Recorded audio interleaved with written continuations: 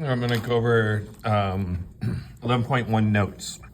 So this is a little bit of chi-squared and then chi-square goodness of fit. So first of all, chi-square test is used to compare the counts of categorical data. So it has to be categorical data. It can still be numbers, but the numbers have to be categories. One of the ones we did on one of our review questions, or we will do on the review questions, is they do it by grade. And yes, 9 is a number, ninth grade is a number, but it's a category. Everybody in ninth grade is a ninth grader until then you go straight to 10th. It's not 9.6. I don't know. Nobody says I'm in 9.6 grade. They would look at you very weird if you did, but it's got to be counts, categorical data. Then we have our 3 different types, and then it gives you the different number of variables or the different number of samples. And we'll refer back to that later as well. Okay. The different degrees of freedom have different curves. The degrees of freedom, it's not exactly a sample size, but you can kind of relate it to that. If we have more items in there, the degrees of freedom gets bigger. And the bigger that the degrees of freedom is, the more close to a normal curve that the graph becomes. But mostly chi-squared is skewed strongly to the right. Okay, and then this next one, I just made up arbitrary numbers here. So this is like degrees of freedom 3, and then degrees of freedom 8 is still pretty strongly skewed, but not as big. And then with 100, it would be approximately normal. But anyway, as we've also seen a couple of, as the degrees of freedom gets bigger, that bump moves further over to the right. And we have one that says the median gets larger, which is correct, as the degrees of freedom gets bigger. All right, so assumptions, which is the same as conditions, but this is from our old textbook, and they use the word assumptions, and that's fine because at least now we know conditions and assumptions are the same thing. So first of all, you have to have a random sample, and again, we put in this SR. Remember that simple random sample? That's an approved abbreviation. Just going to throw that out there. Okay, so these both for the second one, for the large counts condition, is you have to expect each one to happen once, but we need 5 expected, at least in each category. So I don't need both of these separate. As a matter of fact, I think the newer textbook doesn't mention this one here. It just says overall that we need to have at least 5 in the expected counts for each. And then the 10% rule, that's still part of it. All right, this is the part that's on your formula card. Actually, I'll show it to you right here. It's on the bottom of the front of the formula card. Observed minus expected squared divided by expected. And make sure that you know where that is on the formula card. They like to do a multiple choice question where they'll make this the observed number. And you'll have to say, wait, is it 20 minus 22 squared divided by 20 or 22? And it depends. It's whichever one was expected, the one that's in the back end of the subtraction. All right, chi-square goodness of fit. That's what we'll be doing for the rest of this video. So we have 1 variable and 1 sample. And it's to detect if the observed fit with what is expected. And it's stat test. It's actually stat test D, I believe. We're going to go ahead, just stat test. And it's actually faster to go up. And letter D is goodness of fit test. All right. So again, you can read this, but we're just going to get into this right up. So first of all, here, we'll cover up a little bit of this. This is the signs of the zodiac, and then to see if one side of the sign of the zodiac is more successful based on being a CEO. All right, so for example here, like Pisces has 29, Libras only have 18. And I always like to make jokes in class like, well, Clarissa would only be 18 Libras, but I don't really believe in any of this stuff. But whatever. It is, some people are really into it, and that's fine. But there's nothing to, I don't even know where we came up with these numbers. But it's 1 variable. The variable is what's your sign, the sign of the zodiac. There's only 1 sample. It came from 1 group of 256 CEOs of large companies. And the chi-square goodness of fit test.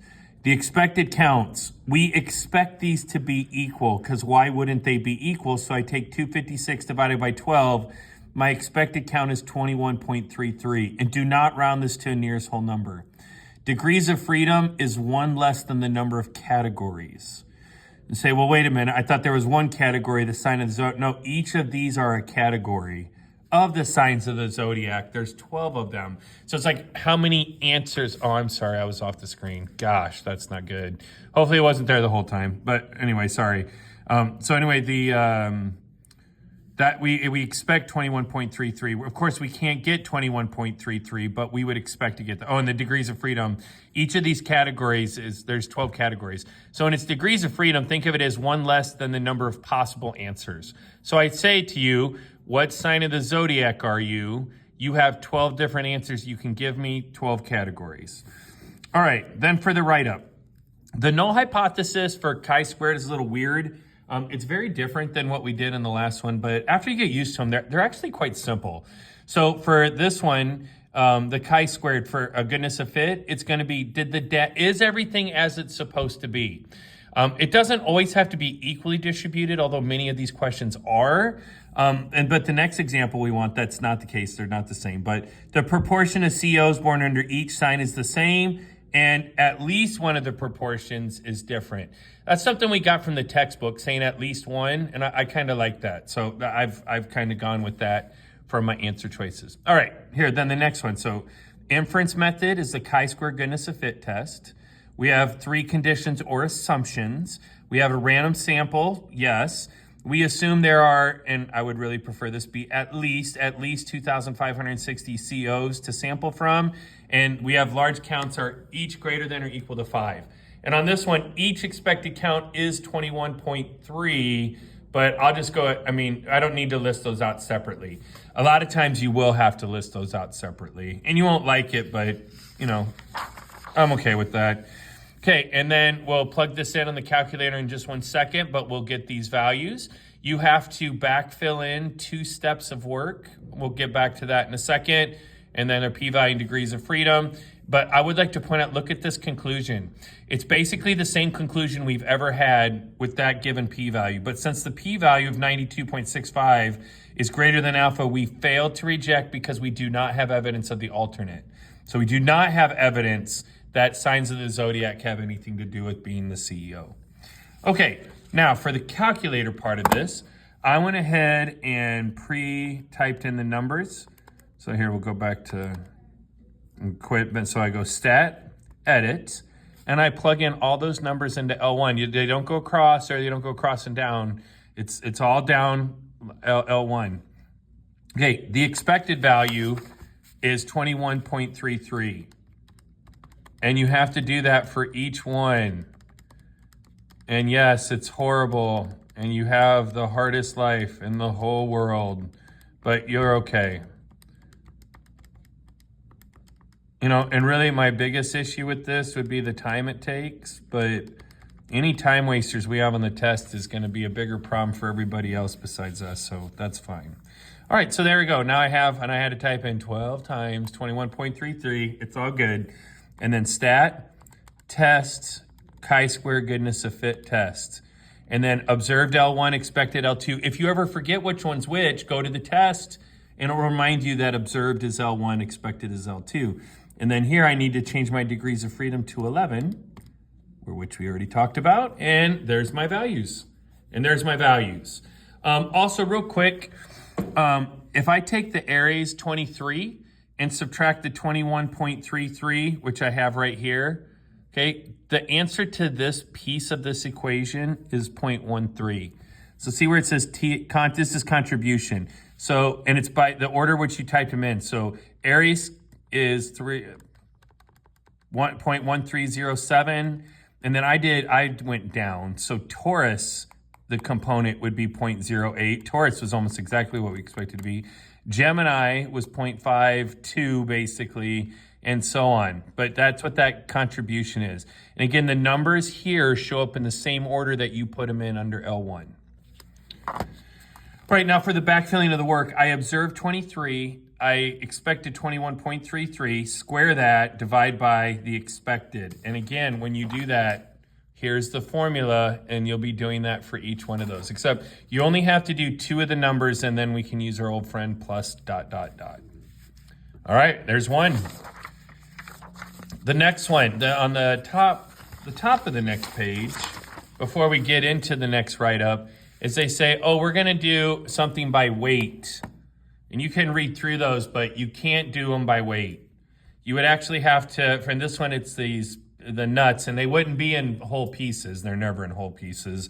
So you'd have to figure out some way to group them together to make a whole one. And that, I don't think that would be a lot of fun. I don't think that would be a lot of fun, and I don't really think it would serve any purpose. But that's how you would do it if you were going to do it. Okay, the next one talks about these fruit flies.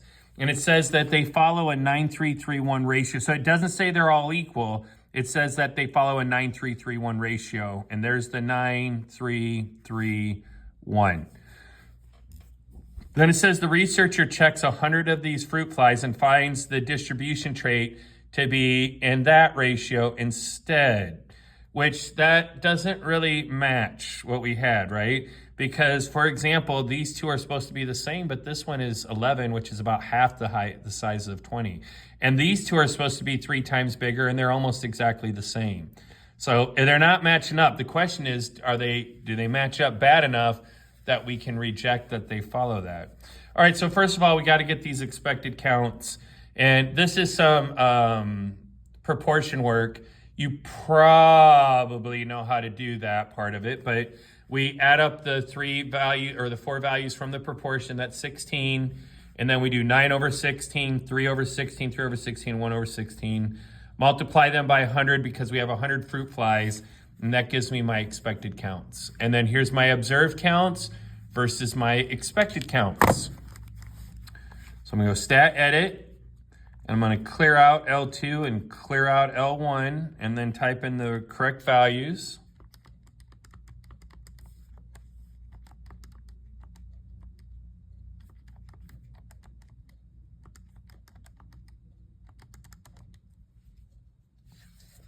Okay, and then stat, test, chi-square goodness of fit, degrees of freedom. There are 4 categories, so 3 because of 4 minus 1. And there's my answers. That p-value is much smaller than the last one. We had freaking 92, which is kind of ridiculous, but it is what it is. And then this one here, it's really low. It's only 12.9%, but it's still not small enough. It has to be less than 5%. All right, so here we go. So the null hypothesis is that all proportions of fruit flies follows the 9-3-3-1 model. So again, everything is as it's supposed to be. That's how you want to think of that one in general terms, and then you write it to fit that basic setup. And then at least one of the proportions does not follow the 9-3-3-1 model. Chi-square goodness of fit test. This one, they do not say a random selection. It just said we had 100 of them. So we're going to assume that 100 was a random sample.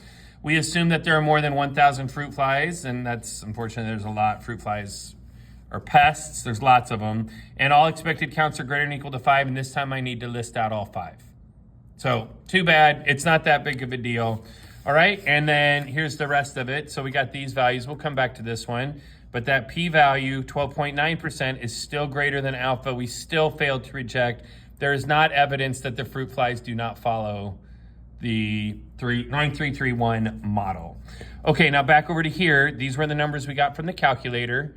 And then remember, we backfill in. It's observed minus expected squared divided by expected. Observed minus expected squared divided by expected plus ... And then there's our chi-squared value.